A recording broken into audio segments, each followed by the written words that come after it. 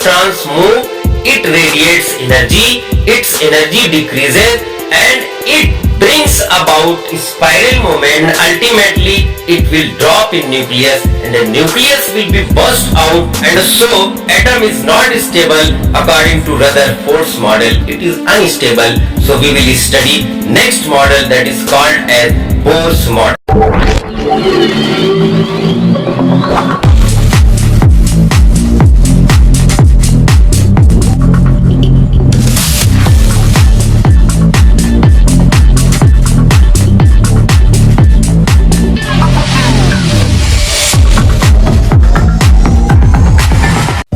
Dear students, इससे पहले वाली क्लास में आपने क्या पढ़ा था? आपने रदरफोर्ड्स मॉडल पढ़ा था। रदरफोर्ड मॉडल में भी कहीं न कहीं से जाके डिफेक्ट पैदा होता है और वो डिफेक्ट आज हम डिस्कस करेंगे। फिर एक दूसरा मॉडल पढ़ेंगे, बोर्स मॉडल ऑफ एटम। तो पहले हम डिफेक्ट देखते हैं। Drawback of Rutherford model. Rutherford's model drawback क्यों है? एक साइंटिस्ट थे डब्ल्यू मैक्सवेल। डब्ल्यू मैक्सवेल ने कहा कि when a charge body moves it radiates energy. जब कोई चार्ज बॉडी मूव करती है, जब कोई आवेशित कण चलता है तो वो एनर्जी रिलीज करता है, उसके अंदर से एनर्जी रिलीज होती है, एनर्जी उसकी खत्म होती है। हम भी एक चार्ज बॉडी है, जब हम भी चलते हैं तो हमारी भी एनर्जी खत्म होती है। हम जब चलना स्टार्ट करते हैं तो हमारे अंदर शुरू में बहुत एनर्जी होती है, लेकिन जब दूर तक जाते हैं तो जाते जाते थक जाते हैं, हमारी एनर्जी थोड़ी लॉस हो जाती है। तो इस तरह से जब मैक्सवेल ने कहा कि जब कोई भी चार्ज बॉडी, तो इलेक्ट्रॉन्स भी क्या है? चार्ज बॉडी है, और जब इलेक्ट्रॉन भी चलेगा, मूव करेगा, तो उसकी भी एनर्जी लॉस होगी। तो देखिए, ये आपका रदरफोर्ड मॉडल है और इसमें आपको पता है कि बीच में न्यूक्लियस था, चारों तरफ इलेक्ट्रॉन्स ऐसे ऐसे मूव कर रहे थे, ये तो आपको बताया था। अब हुआ क्या, जब ये चार्ज बॉडी है इलेक्ट्रॉन, जब ये मूव करेगा तो इसकी एनर्जी डिक्रीज होगी, और इसको हम शो करते हैं कुछ यूं, देखो ऐसे ऐसे डिक्रीज होगी, ऐसे डिक्रीज होते होते ये आपका न्यूक्लियस है, और उस न्यूक्लियस में जाके गिर जाएगा इलेक्ट्रॉन। यहां से शुरू हुआ, ऐसे ऐसे इसकी एनर्जी डिक्रीज कर रही है, इसको कहते हैं स्पाइरल मोमेंट। स्पाइरल मोमेंट में आ जाएगा इलेक्ट्रॉन और अल्टीमेटली न्यूक्लियस में गिर जाएगा, and nucleus will be burst out. When electrons move, it radiates energy, its energy decreases and it brings about spiral movement. Ultimately, it will drop in nucleus and the nucleus will be burst out, and so atom is not stable according to Rutherford's model. It is unstable. So we will study next model that is called as Bohr's model. Bohr's model. In 1930 bourse ने experiment किया और Rutherford model की कमियों को sort out किया। इसके postulates क्या क्या है, पहले हम वो देख लेते हैं। Number 1, atom is spherical and very small. Atom spherical है, गोल है, बहुत छोटा है, और इसमें इलेक्ट्रॉन न्यूक्लियस के चारों तरफ सर्कुलर पाथ में घूमते हैं, जैसा कि इससे पहले रदरफोर्ड ने भी यही बात बताई थी। लेकिन थोड़ा सा यहाँ पे आके हम और क्या पढ़ने वाले हैं, क्या ऐसा है जो रदरफोर्ड में नहीं था। देखिए, दूसरा है कि इलेक्ट्रॉन रिवॉल्व इन सर्कुलर ऑर्बिट। यहां तक रदरफोर्ड में भी था। अब आगे देखिए, electron revolves in circular orbit of fixed energy. यही है बोर्स में थोड़ा सा इंक्रीमेंट, इसको सॉर्ट आउट करके बोर्स ने ये बताया कि जो इलेक्ट्रॉन सर्कुलर ऑर्बिट में घूमते हैं वो कहां घूमते हैं? फिक्स्ड एनर्जी ऑर्बिट में घूमते हैं, जबकि रदरफोर्ड ने ये बात नहीं बताई थी। उन्होंने सिर्फ कहा था कि सर्कुलर ऑर्बिट में घूमते हैं। यहाँ पे बोर्स ने बताया बोर्स मॉडल ने बताया कि इलेक्ट्रॉन जो जिस सर्कुलर ऑर्बिट में घूमते हैं उसका एंगुलर मोमेंटम भी फिक्स होता है और उसकी एनर्जी भी फिक्स होती है। तो हम अभी सिर्फ यहाँ एनर्जी की बात करें। Electron revolves in circular orbit of fixed energy called as energy levels. Energy levels, और इसका एक नाम और लिखिए जो बार बार आप कंफ्यूज करते हैं कि ये क्या आ गया और ये क्या नई चीज आ गई। स्टेशनरी स्टेट, और स्टेशनरी स्टेट भी इसको कहते हैं, और ऑर्बिट भी कहते हैं, जो ऑर्बिट का टर्म दिया गया। और एक नाम और लिखिए, शेल, SHELL। हालांकि शेल ये वेव मैकेनिकल मॉडल ने बताया, क्वांटम मैकेनिकल मॉडल ने ये टर्म दिया था। एक्चुअली अगर हिस्टोरिकल बैकग्राउंड इसका देखा जाए, ये जब बहुत डीप स्टडी करते हैं तब जाके पता लगता है। शेल बोलते तो हैं लोग, लेकिन ये बोर के जमाने में, बोर के टाइम में ये टर्म यूज नहीं हुआ था शेल का। शेल तो क्वांटम मैकेनिकल मॉडल में आकर यूज हुआ। तो आप यहाँ लिख सकते हैं शेल, कोई बात नहीं, जानने के लिए, समझने के लिए। तो इतने नाम है भाई। एनर्जी लेवल्स कहते हैं, स्टेशनरी स्टेट कहते हैं, और ऑर्बिट कहते हैं। अब इसमें एक चीज और है, ये जो स्टेशनरी स्टेट कहते हैं, तो इसका मतलब क्या आप समझते हैं कि क्या उसमें इलेक्ट्रॉन स्टेशनरी है? स्टेशनरी का मतलब होता क्या है? स्टेशनरी का मतलब रुका हुआ। तो क्या उसमें इलेक्ट्रॉन स्टेशनरी है? नहीं, बिल्कुल नहीं।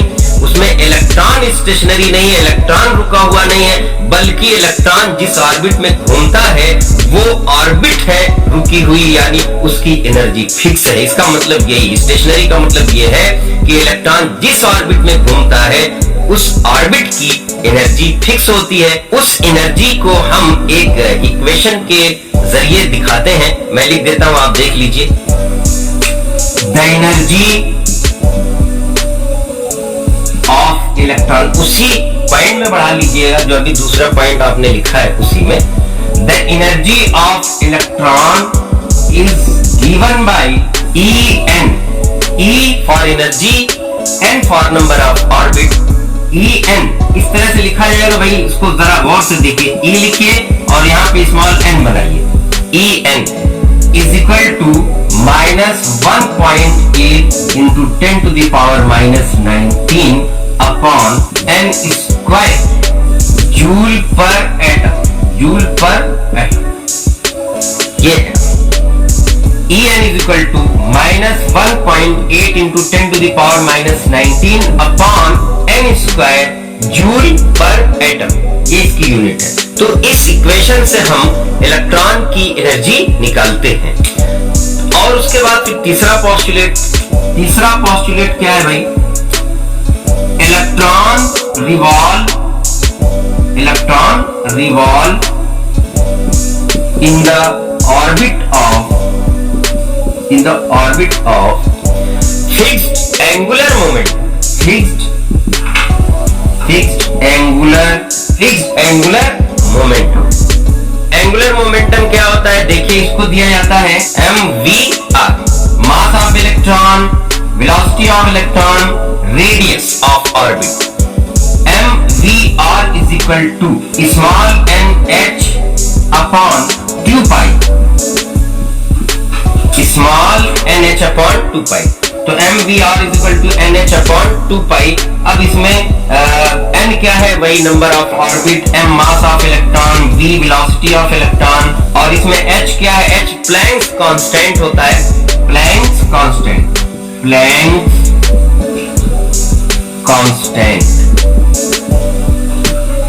6.6 into 10 to the power -34 joule into second. Joule into second, इसकी वैल्यू होती है 6.6 into 10 to the power -34 joule into second. और पाई आपको पता है 22/7 इसकी वैल्यू होती है। तो ये एंगुलर मोमेंटम ऑफ इलेक्ट्रॉन है। अब आइए आप एक दूसरी हेडिंग का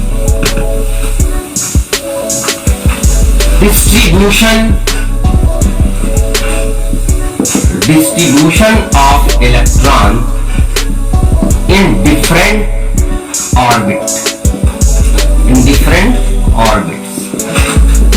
एनर्जी लेवल या ऑर्बिट को हम K, L, M, N, O, P इस तरह से हम डिनोट करते हैं। तो अब तक जो है सिर्फ 4 ही ऑर्बिट में काम हो गया है सभी एलिमेंट्स का, जितने वेल स्टडीड है। तो KLMN यानी 1 2 3 4 और इन चारों को हम स्मॉल n से डिनोट करते हैं। नंबर ऑफ ऑर्बिट को किससे डिनोट करते हैं? स्मॉल n से डिनोट करते हैं। KLMN 1 2 3 4। अब आइए जरा आगे देखिए, इलेक्ट्रॉन्स आर डिस्ट्रीब्यूटेड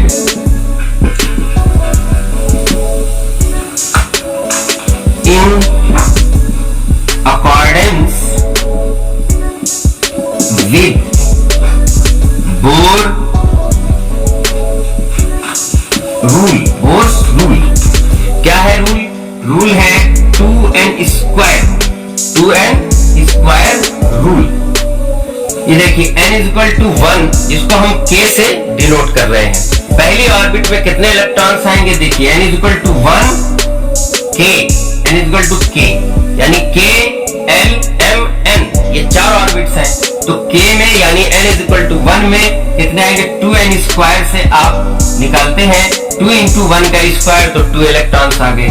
फिर इसी तरह से दूसरी में देखिए n is equal to 2l orbit 2n square is equal to 2 into n की जगह पे 2 पुटअप कर दीजिए तो 8 हो जाएगा। तो दूसरी ऑर्बिट में 8 इलेक्ट्रॉन्स आएंगे। इसी तरह से तीसरी में देखिए n is equal to 3m 2n square is equal to 2 into 3 square is equal to 18, यानी 18 इलेक्ट्रॉन्स इसमें आ जाएंगे टोटल। तो पहली ऑर्बिट में 2 इलेक्ट्रॉन, दूसरी ऑर्बिट में 8 इलेक्ट्रॉन्स और तीसरी ऑर्बिट में 18 इलेक्ट्रॉन्स आ जाएंगे। चौथी ऑर्बिट यानी n, लास्ट क्या है? n, KLMN। तो ये कैपिटल N यानी चौथी ऑर्बिट कैपिटल N से डिनोट होती है। तो n इज इक्वल टू यहाँ पे 4 लिखेंगे और 2n square is equal to हो जाएगा 2 और 4 का स्क्वायर भी हो जाएगा 32। तो लास्ट ऑर्बिट में यानी चौथी ऑर्बिट में कितने इलेक्ट्रॉन्स आ जाएंगे? 32 इलेक्ट्रॉन्स आ जाएंगे। इसी को हम कहते हैं bourse rule, 2n square rule या फिर bore electronic configuration. Electronic configuration का मतलब क्या होता है?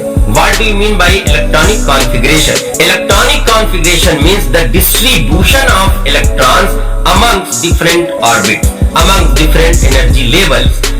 किस तरह से डिफरेंट एनर्जी लेवल में इलेक्ट्रॉन्स डिस्ट्रीब्यूट होते हैं, उसी को हम क्या कहते हैं? इलेक्ट्रॉनिक कॉन्फ़िगरेशन कहते हैं। और अभी आपने देखा बोर के रूल के अकॉर्डिंग हमने एक्सप्लेन किया कि कैसे कैसे इलेक्ट्रॉन डिस्ट्रीब्यूट हुए हैं। अब अगर किसी एक पार्टिकुलर एटम में, जैसे मान लीजिए हमने सोडियम 11 ले लिया, अब इसको डिस्ट्रीब्यूट कीजिए 11 को, यानी ये इसका एटॉमिक नंबर है सोडियम में, यानी 11 इलेक्ट्रॉन्स है, इनको डिस्ट्रीब्यूट करना है। कैसे करेंगे? पहली ऑर्बिट में कितने जाएंगे? 2 इलेक्ट्रॉन और दूसरी में कितने जाएंगे? 8 इलेक्ट्रॉन और लास्ट में जितने बच जाएंगे 11 में से 10 निकाल लीजिए तो 1 बच जाएगा। तो लास्ट में ये 1 इलेक्ट्रॉन आ गया। इसी तरह से अगर आप फास्फोरस 15 करते हैं तो हो जाएगा 2 8 और 5। पोटेशियम 19 का देख लीजिए, पोटेशियम 19 2 8 और यहाँ पे 9 आ रहा है। ध्यान दीजिएगा, किसी भी एलिमेंट में अगर लास्ट में 8 से ज्यादा इलेक्ट्रॉन्स होते हैं तो उसे हम नहीं लिखते, उसे हम तोड़ के लिखते हैं 8 और फिर जितने भी नंबर्स बचेंगे उसमें तोड़ के लिखते हैं। तो कैसे तोड़ देंगे? इसमें ये 9 है तो ये क्या हो जाएगा? 8 और 1 ऐसे लिख देंगे। तो 8 लिखना जरूरी है, 8 लिखेंगे फिर जितना बचेगा उतना लिखेंगे। तो इसका एक्चुअल इलेक्ट्रॉनिक कॉन्फ़िगरेशन हो जाएगा 2 8 8 1, ये हो जाएगा इसका एक्चुअल इलेक्ट्रॉनिक कॉन्फ़िगरेशन। तो ये है बच्चों बोर्स मॉडल, और बोर्स मॉडल को अच्छे से समझिए और इसके अकॉर्डिंग जो इलेक्ट्रॉनिक कॉन्फ़िगरेशन दिया गया, जो इसका एक पोस्टुलेट है कि एनर्जी लेवल और स्टेशनरी स्टेट का, कि उसमें किस तरह से इलेक्ट्रॉन्स डिस्ट्रीब्यूट होते हैं, वो आपको बहुत ध्यान से देखना है और ये इस तरह से अप्लाई करना है डिफरेंट एलिमेंट्स पर। अब आपका काम ये है कि मॉडर्न पीरियोडिक टेबल पर जाइए और उसमें से S और P ब्लॉक के एलिमेंट्स गौर से देखिए। S और P block element, S block में 2 ग्रुप्स हैं और P ब्लॉक में 6 ग्रुप्स हैं। उनके कुछ एलिमेंट्स याद कर जाइए, उनके नाम, सिंबल और एटॉमिक नंबर। और इसी इसी तरह से जैसे अभी मैंने 2-3 का किया है, उसी तरह से आप इलेक्ट्रॉनिक कॉन्फ़िगरेशन बैठ के करिए, क्योंकि ये बहुत इंपॉर्टेंट चीज है, आगे अप्लाई होने वाली है। तो ये रहा बोर्स मॉडल। बोर्स मॉडल में भी कमियां आई। बोर्स मॉडल की कमी क्या थी? बोर्स मॉडल की कमी ये थी कि एक साइंटिस्ट आए हाइजेनबर्ग एंड डी ब्रॉगली, दो scientist, Heisenberg and de Broglie. Heisenberg ने यह साबित किया कि इलेक्ट्रॉन की पोजीशन और इसकी वेलोसिटी फिक्स नहीं है, और अगर किसी भी पार्टिकल की वेलोसिटी और पोजीशन फिक्स नहीं होती तो हम ये कैसे कह सकते हैं कि वो एक फिक्स एनर्जी की ऑर्बिट में घूमेगा? तो यही है बोर का ड्रॉबैक कि अगर इलेक्ट्रॉन की पोजीशन और वेलोसिटी कंफर्म नहीं है, ये पोजीशन और वेलोसिटी कंफर्म नहीं की थी बोर ने, सिर्फ एनर्जी लेवल का कॉन्सेप्ट दिया था कि उसकी एनर्जी फिक्स होती है जिस ऑर्बिट में वो घूमता है। तो इस वजह से ये भी मॉडल फेल हो गया। अगर इन्होंने पोजीशन फिक्स कर दी होती और वेलोसिटी फिक्स करती, अगर हम वेलोसिटी को फाइंड आउट कर सकते, अगर हाइजेनबर्ग अनसर्टेनिटी प्रिंसिपल पे ये खरा उतरता, तो फिर बोर्स मॉडल ही आज यूज होता। लेकिन बोर्स मॉडल यूज नहीं हो रहा पूरी तरह से, यहाँ तक तो ठीक है, लेकिन आगे कुछ एलिमेंट्स का जब हम इलेक्ट्रॉनिक कॉन्फ़िगरेशन करने जाते हैं तो ये फेल हो जाता है, डी ब्लॉक एलिमेंट्स का, एफ ब्लॉक एलिमेंट्स का। इसलिए जरूरत पड़ती किसी और मॉडल की, वेव मैकेनिकल मॉडल और क्वांटम मैकेनिकल मॉडल। तो उसमें जाकर के बोर्स का जो ड्रॉबैक था बोर्स मॉडल का, उसको दूर किया गया। वही ड्रॉबैक के इसकी इलेक्ट्रॉन की वेलोसिटी और पोजीशन फिक्स होनी चाहिए, तभी हम ये कर सकते हैं कि इलेक्ट्रॉन की एनर्जी फिक्स होगी। एनीवे, तो आज हम यहीं पे छोड़ते हैं। Wave mechanical model, quantum mechanical model या 11th क्लास में पढ़ेंगे, यहीं पर बोर्स मॉडल को स्टॉप कर देते हैं। अब आगे इसमें जो कुछ भी बचता है आगे की क्लास में ये मैं करके इसको खत्म करके इसको फिनिश करके आपका चैप्टर फिनिश कर दूंगा। तब तक के लिए आप अख्तर सर को दीजिए इजाजत, और अगर कुछ इसमें कंफ्यूजन होता है, कुछ डाउट होता है तो आप कमेंट में जरूर पूछिए। Okay, bye.